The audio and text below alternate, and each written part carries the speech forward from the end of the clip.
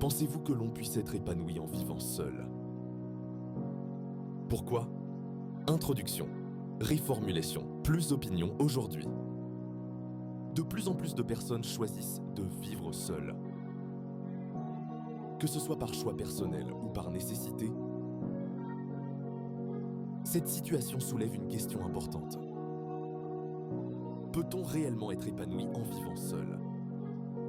À mon avis, oui, il est tout à fait possible d'être épanoui en vivant seul. À condition d'avoir un bon équilibre personnel et social. Argument 1. La liberté et l'indépendance. Tout d'abord, vivre seul permet d'avoir plus de liberté et d'indépendance dans la vie quotidienne. Exemple. Par exemple, une personne qui vit seule peut organiser son emploi du temps comme elle le souhaite.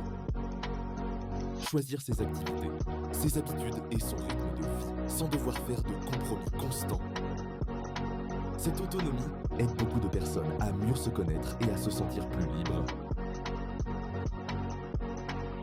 Ce qui favorise l'épanouissement personnel. Argument 2. Le développement personnel. Ensuite, vivre seul permet de développer des qualités importantes comme la responsabilité et la confiance en soi. Exemple. Par exemple, une personne qui vit seule doit gérer son budget, son logement et ses décisions sans dépendre des autres. Cela renforce la maturité, l'organisation et le sentiment de contrôle sur sa propre vie, ce qui contribue à un vrai sentiment de satisfaction personnelle. Argument 3. La solitude ne signifie pas l'isolement. Enfin, vivre seul ne veut pas dire être isolé socialement.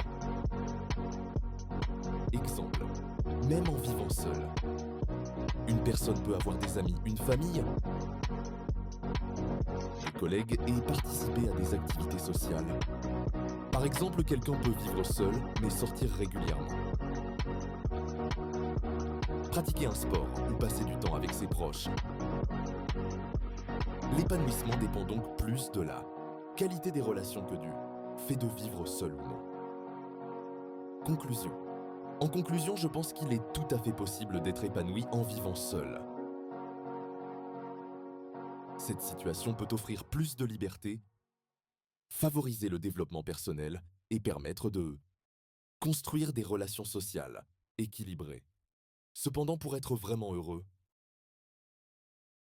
il est important de ne pas se couper des autres et de maintenir une vie sociale active